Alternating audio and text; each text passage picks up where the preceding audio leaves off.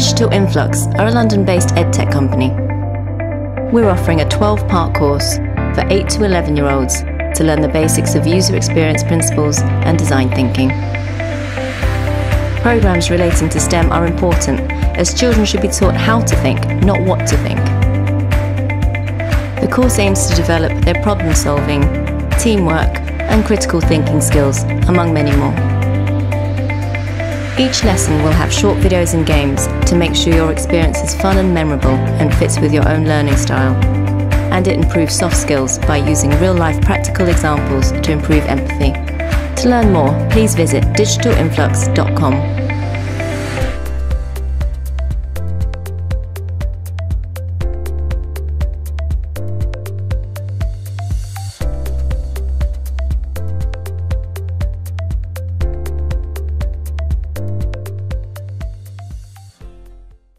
It's very important not to let all that noise distract you. So I think there's a lot of like, not everyone's going to like you, not everyone's, going to agree with you. And there's going to definitely be a lot of noise that's maybe going to put you down, or, it's going to be hard. But I think you just have to, just not focus on that, like don't pay attention to that. Don't focus on all of that noise and really think about what you want and what you want to achieve, Another piece of advice is I always think, for me, I'm an athlete, and I always think about competition, about competing against myself, not against others. I always try to do better. So, for example, I have a Peloton, which I'm guessing most people do nowadays. I actually got it before the pandemic. And my aim is just to break my own record every time, So I get on it and I just try to break my record. And the same thing, I was a boxer before, and I boxed 5 times a week. And it wasn't about being better than others. It was just being better every time and learning and continue learning. And I think that's what's most important, it's just trying to be the best person that you can be.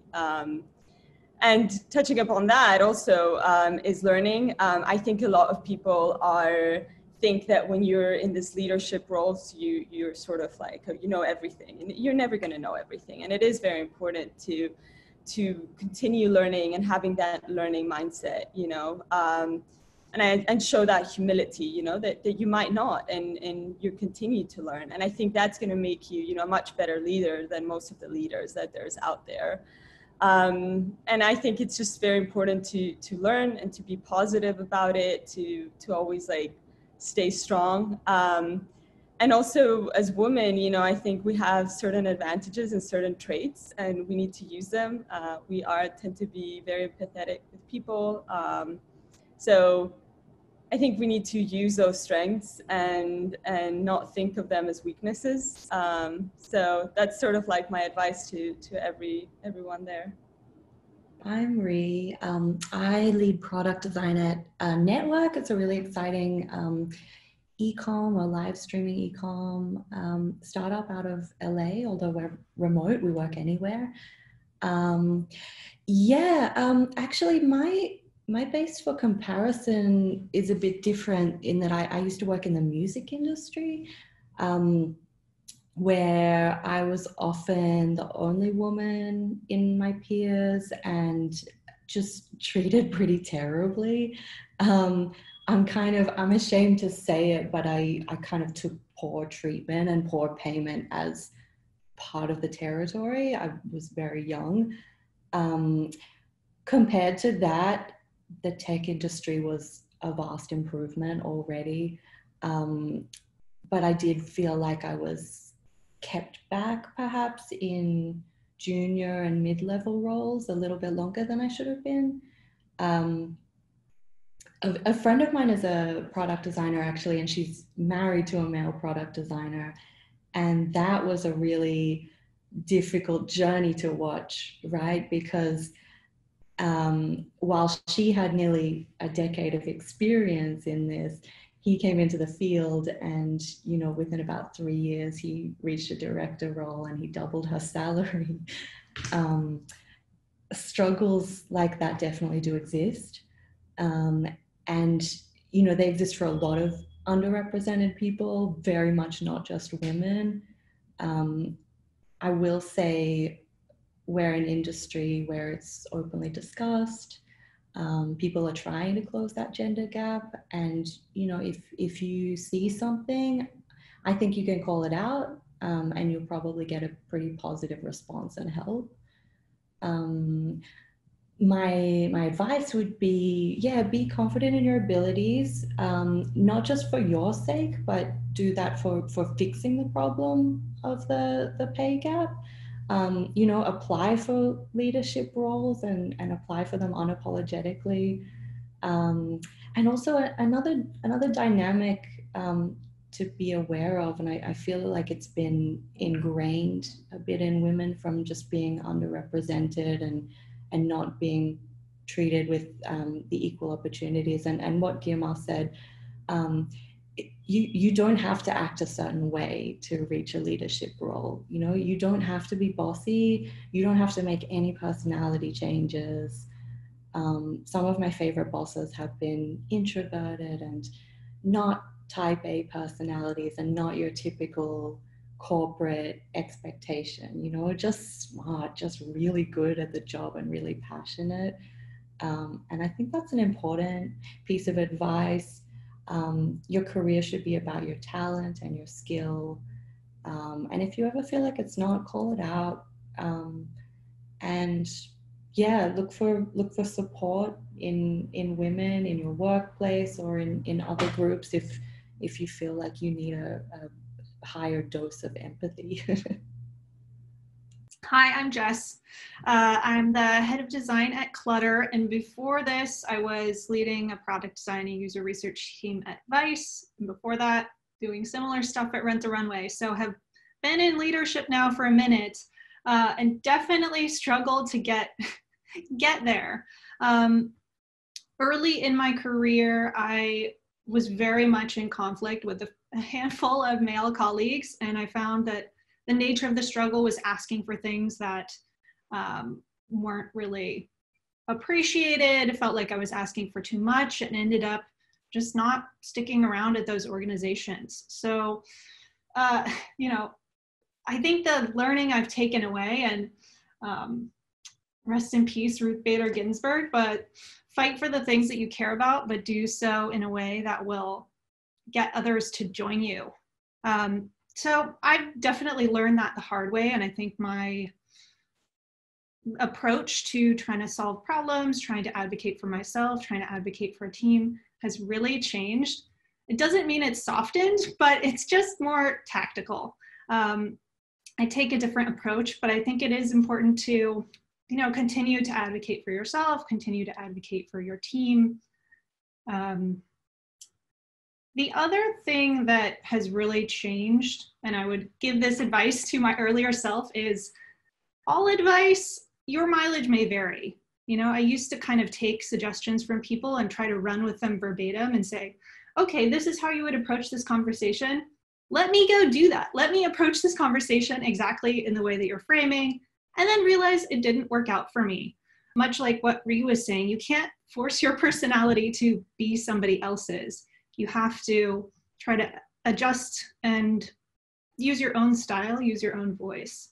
So the other things I would say are design as a practice is becoming a lot more mature. We have defined levels, defined roles, defined paths.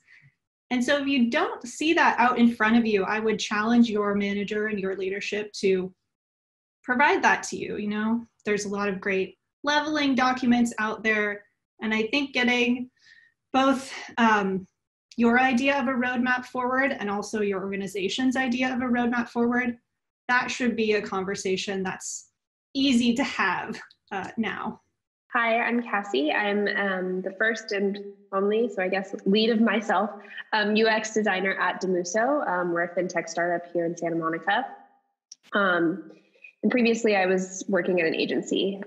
So when I think about like what challenges I faced, I think it really comes down to, for me, like trying to feel like I do fit in the spaces that I'm in, and that I belong there. And I know that's like kind of an internal problem. Like, it's not like other people are literally pointing at me and saying like, you don't belong here, but it feels that way sometimes, because I didn't traditionally study design, and I don't, have a degree in human-centered design or anything like that. I actually studied English and was pre-med and almost went to med school before I started this journey. So for me, it's about like my struggles come from knowing my sense of belonging is righteous and it's okay. And also being comfortable bringing up the strengths that I do have that maybe aren't expected or aren't associated with design, and feeling excited and passionate to bring them up. So like when working on a healthcare project, being like, hey, like I know all this random other stuff about healthcare, just because I was interested in it for a really long time, and using that to my advantage. But it doesn't always come easy, I think, because a lot of tech, weirdly, people kind of have some assumptions about what a tech background looks like. Like I know, Ree, you were mentioning you were in music before. So like so many people assume like, where's your computer science degree? Or like, where's, can you code? Like all this stuff that's like, whoa. Like, I didn't realize we were gatekeeping here.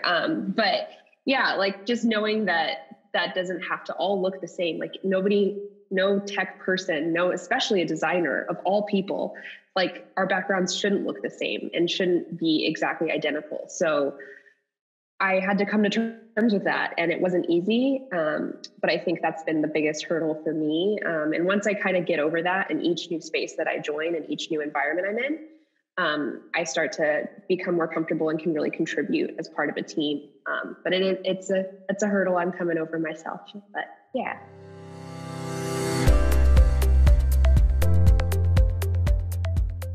This is an interesting question. And I struggled to think of someone who I didn't know behind a design. I think that we're all looking for inspiration and to see other women succeed and excel and come up with amazing things. I don't feel like we have a female Elon Musk, but I also question why we need that. It's, I think it's easy to find a lot of inspiration in women who are creating amazing things. You look at Sarah Blakely, founder of Spanx. You look at Jen Hyman, founder of Rent the Runway. And I think there are more and more stories like that of women entrepreneurs, women creators, women who are being held up and recognized. In the design space, I love Jessica Walsh, partner with Steven Sagmeyer, and just a really amazing aesthetic creative. Jessica Hish, illustrator, does really beautiful hand-drawn lettering. And then someone like Helena Hambrecht-Price, or Price Hambrecht, I'm getting that wrong, who went from being a tech photographer into creating this really unique spirit, and has recently partnered with all these restaurants to help them survive this pandemic and create custom products. So I think there are a ton of women who are doing amazing things. I think they're starting to get the recognition that they deserve, which is really heartening. The first person that comes to mind when I think about like women doing great stuff in design, and she's actually, I would suppose like you couldn't really point to a product that she's worked on, but I'm actually fortunate enough to know personally, her name's really hard to say, Judith Trevarnes. It's French, so she's from Canada, and she actually leads the Inclusive Design Center at OCAD. I guess her design is really the design of designing inclusively. So she developed a framework for inclusive design that fits within design thinking, but is also partially like cooperative. So you're kind of designing with communities and within communities, especially in communities with disabilities. So that's really near and dear to my heart. And I love her, and she's super smart and amazing. I would like to call her a mentor, but I don't know if I'm just like following her around and she's like, who are you? But I love her so much. And then also on the front of just like people I admire and like to watch and like make me happy when I look at what they're doing. I really love Meg Lewis. She has a podcast and she has like an Instagram, and she's just like very open and out there. And her whole thing is like designing your life, like designing what makes you happy, looking at your own strengths and then using them in the world. And like everything she does is just so colorful and fun that you can't not look at it and enjoy it. So I really admire her for that, especially in a world where like aesthetic and visual design is getting very like minimalist and like bleak and bland.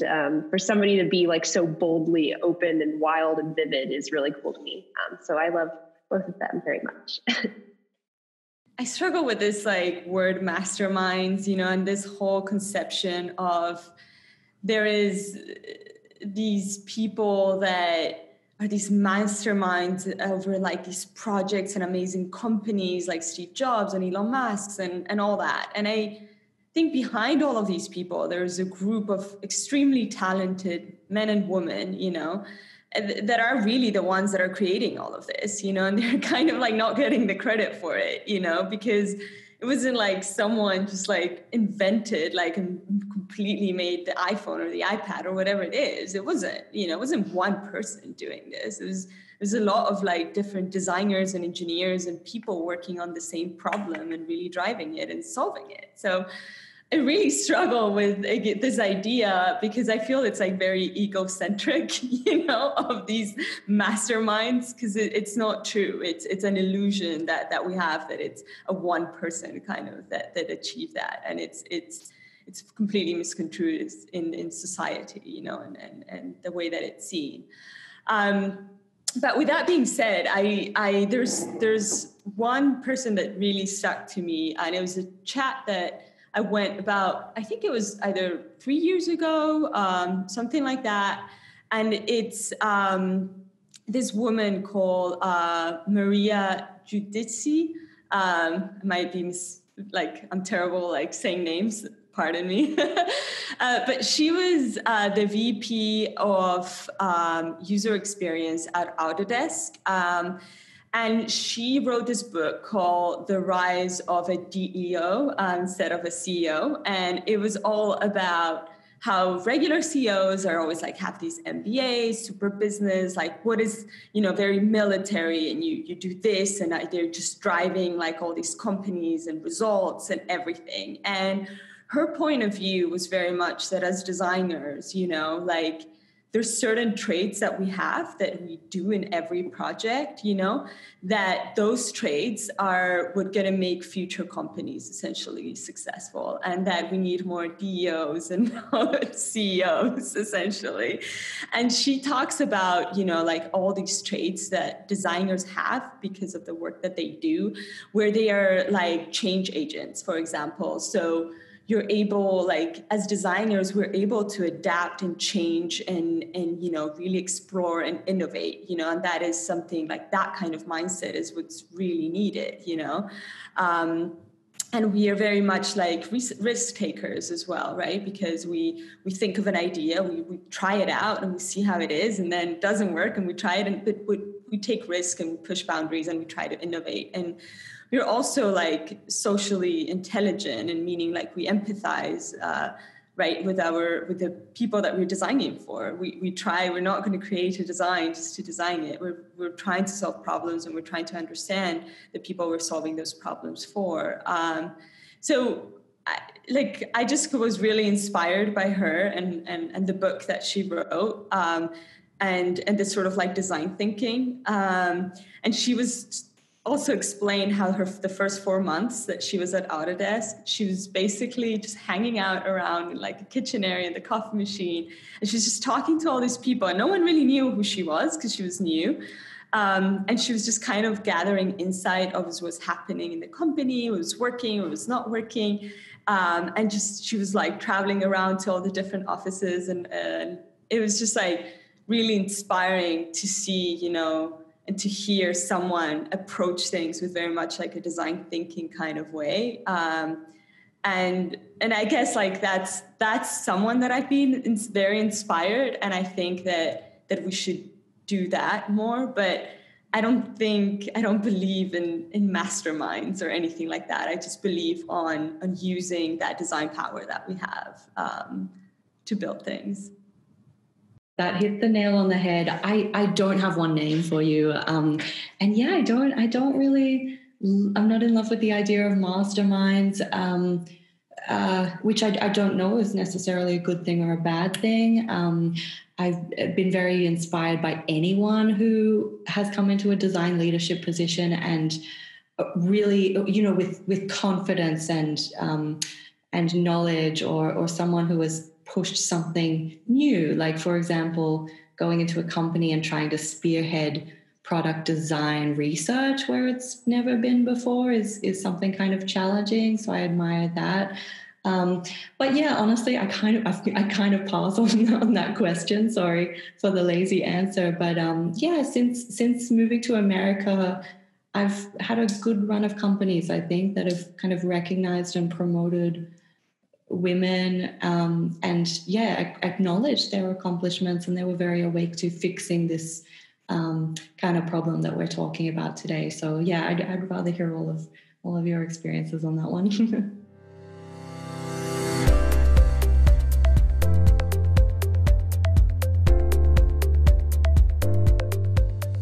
It's hard to say as far as the wage inequality on my personal end goes. I think so often, because I am a pretty young designer, and like I mentioned, I didn't have credentials listed for all the things I studied. It's really hard for me to personally, really compare along to the small number of colleagues that I've had.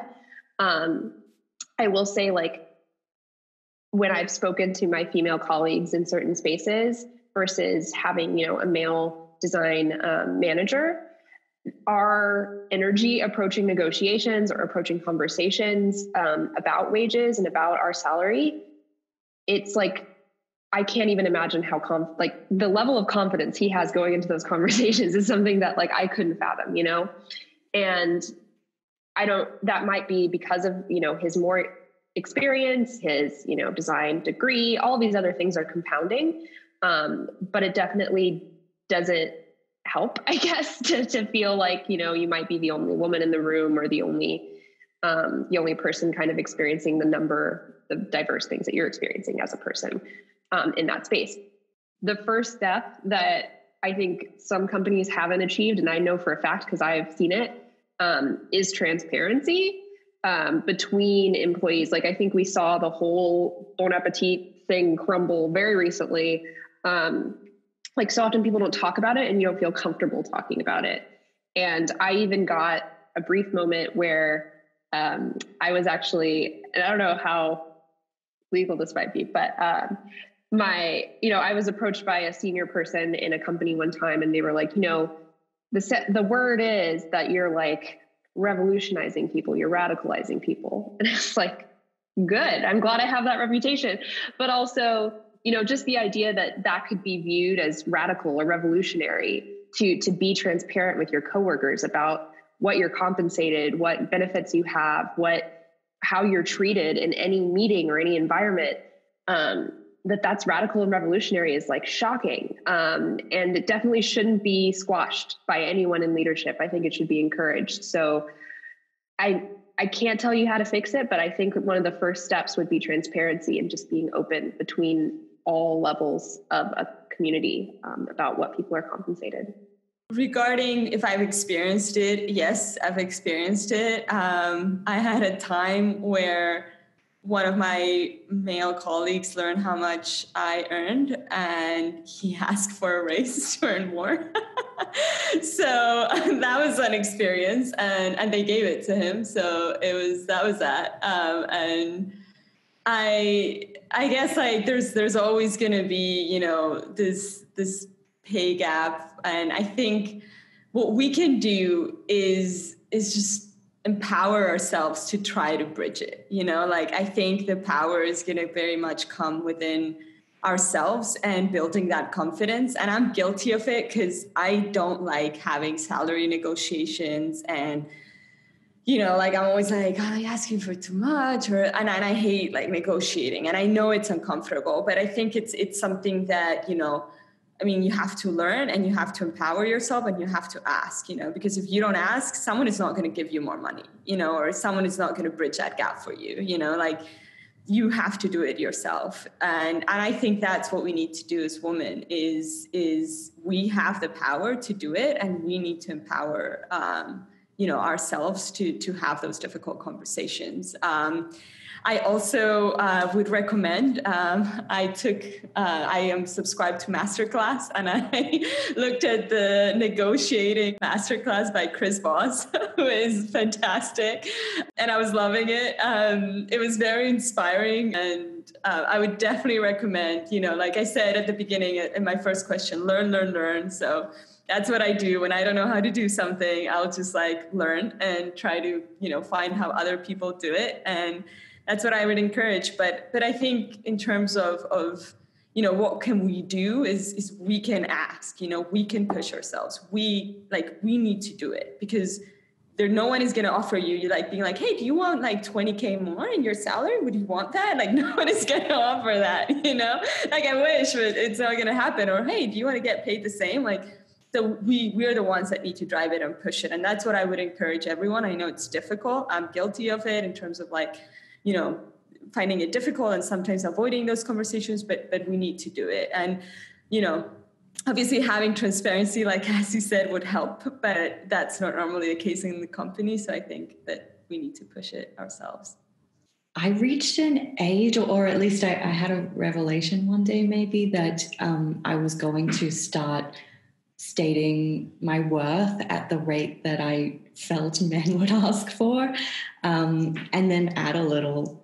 I'm kind of unapologetic about it, and I feel like if you're hiring anyone who's underrepresented in the tech industry, overpaying a little on the market value is kind of a positive and a motivating way to help abolish that pay gap. I don't know if I'm saying something really controversial here, but the fact of the matter is sometimes people get a little overpaid market value, sometimes people get underpaid market value, and I only see this as a potentially positive way to change things. If you're in a position of hiring as well, I think it's important to be aware when people might be selling themselves short, and set position bands and salary bands to keep them in check and keep pay equal. Psychologically, if you've been held back in junior roles or mid-level roles for so long, you've been sold short, and you might be inclined to sell yourself short in an interview as well. And it's kind of the hirer's responsibility to keep that in check and to maintain the right pay grades. So, if you're in a position of hiring, listen to the candidates and hear their leadership skills and their goals, and place them in a position level or a band. And then no matter what the gender of the applicant or what salary they're requesting, set a salary band for that position and check it against that and kind of implement the salary fairly. I went through a moment several years ago where I realized that it wasn't a gendered thing. It was just like I wasn't getting paid at market. I was getting paid below market. And so I'd done this research. I'd realized, hey, this is where the market is. I'm a little below that. Like, how can we make up this difference? And I got a really positive performance review, and then went through these conversations of, hey, you're saying that I'm doing a great job. Here's where I think the market is. Here's where I think I should be. And it was really interesting. You have to understand that companies, your HR professionals will have so many more of these conversations than you will. And so really coming armed with clear research, clear talking points, and knowing when you can hold your ground, and also being polite about it. It's all, friendly and within your team. But for me, our HR teammate came back and asked, I understand this. I see where the market is. Can we get you there in 6 months? And I actually put my foot down and said, no, I've been waiting for this review. I wanted to have this conversation when I knew I was really being successful here, and I've demonstrated that, so I think it's appropriate that we get there sooner. Which was, you can hear the tension in my voice now, like even recalling this conversation is, bringing up the nerves. But I think a few things are actually happening on a social level that are really good for all minorities, which are California and New York. Your employer, if you're interviewing, is no longer allowed to ask you about your salary history. So if you are wise, you will not give that information away. The way that this usually comes up now is more in the form of, what are you expecting? What would you want to be making? And I think there's a way to dance around those questions as well. It's also fair to, at some point get into the ranges and make sure you're aligned. But withholding that information until you see, okay, this company values me, we're further along, I think does serve you as an interviewee. The other thing, do your research. I always practice these conversations. I make my dad get on the phone with me and pretend to be the interviewer, the HR person, and he'll grill me and I'll be like, But after doing 3 or 4 of those conversations, then I'm much more ready to actually talk to that person and have that conversation. So highly recommend that. And you can even flip it. It's like, okay, Dad, now you're me. What arguments do you give? How does this conversation go? And you can be your own devil's advocate of like, well, then they're going to say, you're totally unreasonable. We don't want to hire you anymore. And realize like how unrealistic that part sounds too. The last thing I'll say is just hold your ground.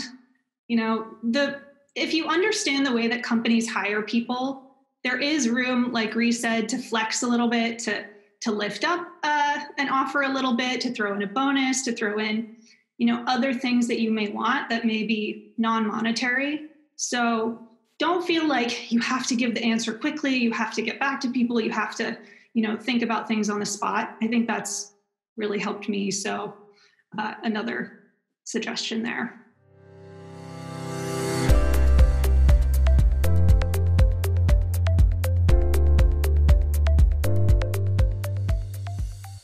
I believe that some companies might find a window of opportunity to pay women less and kind of offer lower level opportunities and take it. My answer is quick. I believe that, but also I personally haven't felt a need for stricter codes of conduct. So I might leave that question to the rest of the group. But what I will say is, if you are in a leadership position, it's your responsibility to make sure underrepresented people and your existing staff are considered for those leadership positions. And then also just make sure that equal pay is maintained, regardless of what someone quotes you.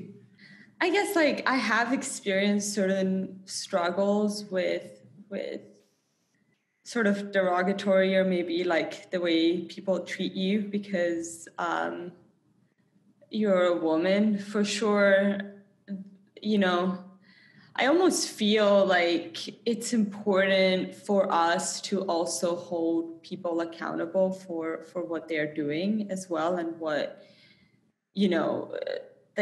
it's almost not up to the corporate, but up to yourself to say something as well, because there's all these rules and there's this is the rules and this is that. But some of these things, you also, just need to speak up for yourself and be like, hey, this is not okay, and this shouldn't be happening, or this is how I feel. And I think that's really important because you're not always going to have rules for everything, and you kind of, there's also not the example is this, and it's oh, I fit this example. Okay, I can go and say something, now it's almost as women and you yourself, again, going back to us having the power. It's you need to draw those lines and say, this is okay, this is not okay. And you need to let people know, and I think it's very important for us to do that. It's part of, you know, like a lot of the movement that is right now, or there was with Me Too. It's really like drawing those lines and saying this is not okay, you know, or this is, you know. And I think that's going to be really important and up to us in a way to do it in order for this conduct in a way to stop, you know. So I guess like that's where I'm coming from. I think people should be held accountable when they do need to be held accountable, and I think we need to do a better job at speaking up and saying what things are okay and what is not, you know. And I think that's what's going to make it, not companies having a certain dress code or book, or this is how people should be, this is how, you know, like I don't think that kind of like almost like works. I think what works is the people working inside and saying this is not okay. I agree with Guiomar that there's no specific rules that are going to get us all the way there. You can do things that are punitive and say, you know, don't use these words, don't wear these things. I do think there's some amount of ground rules that are good for companies to state and communicate and say, like, you know, this is harassment. Don't do these things. I remember going through a harassment training a few years ago and was like, okay, I think this is edifying for the team to, as a whole, understand, you know, this is what an advance looks like. This is when to stop.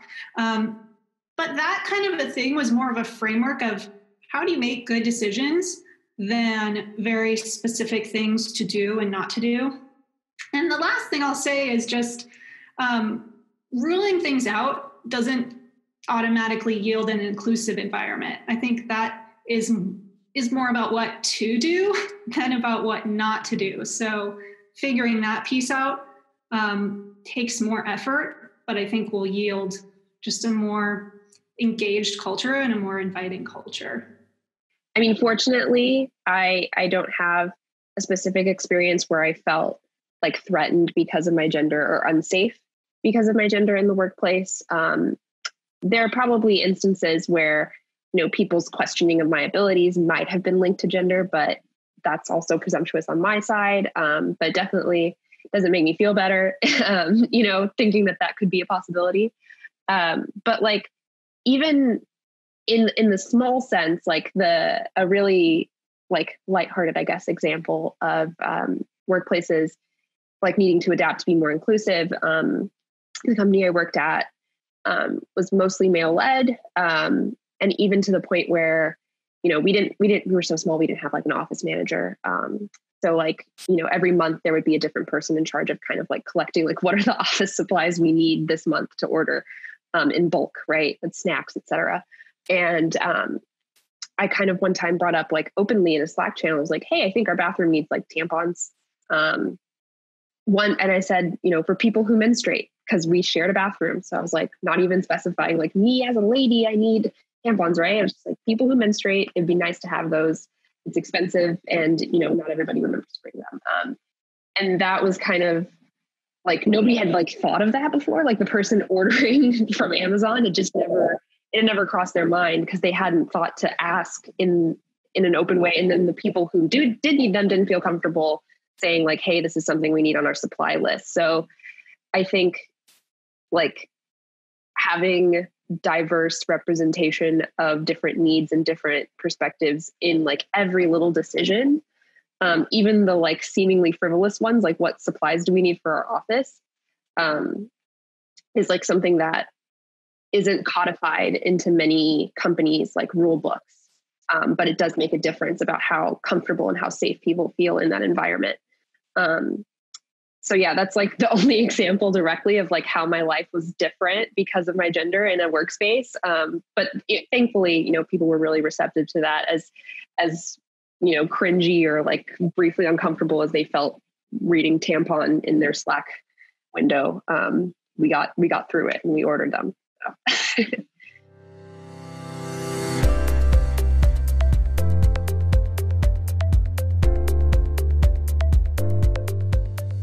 I do think that companies, like, for sure should use their knowledge of empathy, but I think that It's more of a society problem than a company problem. I was in a company that had empathy as a value, and they were like, yeah, it's our part of our value, and we are empathetic and all that stuff. And it was like, pardon to use this word, but kind of bullshit. It wasn't, it wasn't empathetic, the company, the people, like, yes, you can say it's a value and you can say that we upheld empathy, but it's really not. And I think it's something that equality and empathy is a society problem and not a company problem. And we need to fix it in a society level. And to answer your question in terms of like, do I think that they should be taught to children? Like, yeah, I think that's part of the problem, that it's not, empathy and equality are not like kind of like taught in children. And that's why it's a society problem, which ends up as a company problem because, companies are made out of the society. So it's kind of like, trickles up sort of thing. So I guess, yes, I do think that it's very important to teach children empathy, because it's important that children see different things.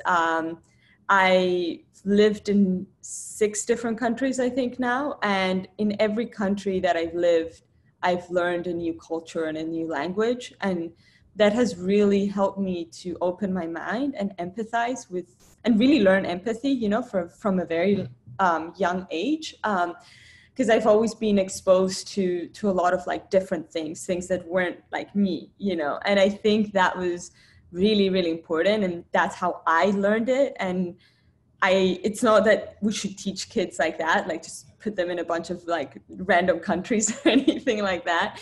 But I think what it's important is that we surround kids and children by things that are not like them, so like you learn different things, and you understand and you empathize, and you see different scenarios that are not like you. And I think that's what's very important. I think if more people were exposed to differences, I think that would fix a lot of empathy and equality problems that we have in society. So I guess, like, to answer your question, yes, I think it's really important. I really like what you guys are doing, and I think it's very important to teach empathy. It's not something like you can teach like maths, it's very hard to teach someone. It's almost like something you have to experience, and that's why I think it's almost like also up to parents to really like make the kids experience this different things, and I think that's I think the challenge of it all. At a company level, I think it is really challenging to try to imbue empathy, because it's so nebulous. It means different things to different people, and it's cultivated through experience, not through some kind of short course or just tacking a company saying on a wall. I feel like the skills gap for adults that's easier to bridge is emotional awareness and emotional regulation, and those kind of skills are also not taught to children. Also see people struggle with those, but I feel like there's an easier path for companies to take if they really wanted to dig into that problem. But hopefully we can solve this stuff a little bit earlier. I've been hearing from friends with kids that the kids these days are naturally more empathetic, and maybe that's my own friends with kids. But this kind of curriculum, I think, can go a long way. That perspective taking of saying, there is a kid in a wheelchair, like what would that kid be experiencing? Children don't have the biases that we've built up over time, and so I feel like it'd be wonderful to have that more ingrained and more, programmatically taught and distributed. One of the things that I always come back to, especially with organizations and companies, is that true inclusion and true virtuous, like intentional inclusion, helps promote more empathy and more equity in the things that the organization is trying to do in the world. And I think it's a challenge, because the way to get into organizations is they have like this checklist of things that looks very much the same for every single person. And that's just not going to create the most inclusive environment. I think like in spaces where I've seen mostly male leadership, it's because the values that they perceive as like necessary for a leader are all like very male centric, or just things that like are framed from the angle of like, this is what I did and I'm a man. So like consequently, all the leaders I hire look like me and are like me, and well, they're also men. So I think spaces where there's true inclusion, they're hard to create, obviously, for other societal barriers that are on every step of the way. But as close as we can get, or as like intentional and forceful as we can be about inclusion, I think that's going to tip the scales towards more equity and more empathy in spaces where there traditionally hasn't been as much. And I think the same measures of success that are too standardized also apply to children so often. You know, earlier you were mentioning like we really push STEM, we really push algebra and trigonometry and like engineering, and those are all really, really great things and really important. But not every child is going to present with the same strengths and same weaknesses in the academic setting. So being able to be empathetic enough to let them shine and let them grow in the ways they're going to grow, and also infuse that growth with empathy, is like a very careful calculation that I think I have like friends in the teaching space who like, they're so different from the teachers I had in an elementary school. And I'm like so excited for their students, because the spaces that I was taught in were, one, not very inclusive, two, not infused with an inclusive thought or empathy at all. So it kind of brought me here where I'm like still growing in that sense, still growing in understanding myself and understanding others.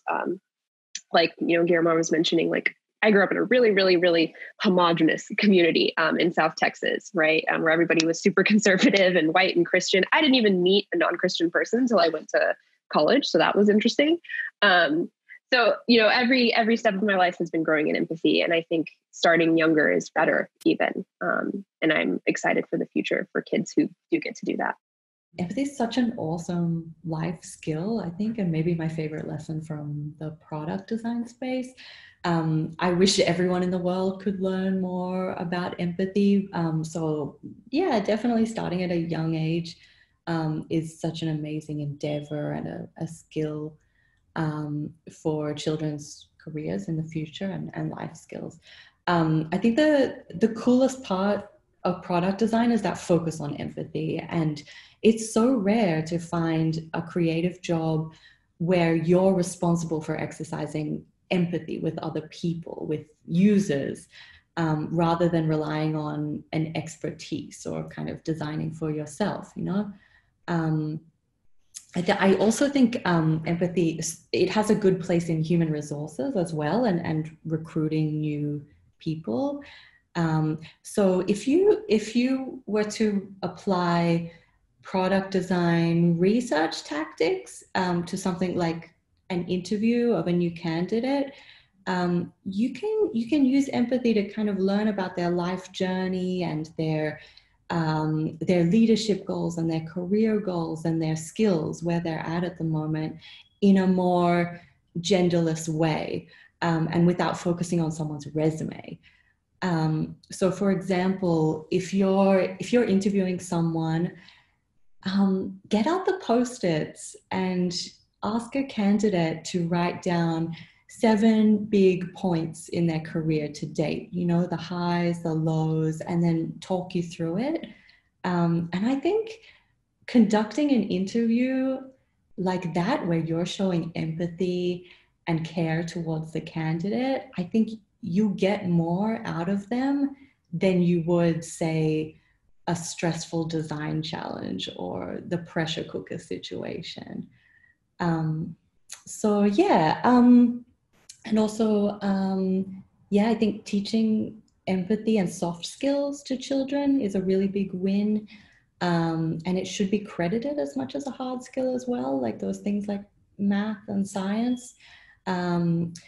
What would be another win would be if we could start introducing children to product design or other empathetic jobs at a younger age, and find a way to keep track of them and assist them if they want to receive, you know, more help moving into a STEM job or an industry that's, you know, less represented during those teen years and those college years. So I haven't worked out the whole process yet, and I know Digital Influx is working on this too. But yeah, I think we have a good conversation here.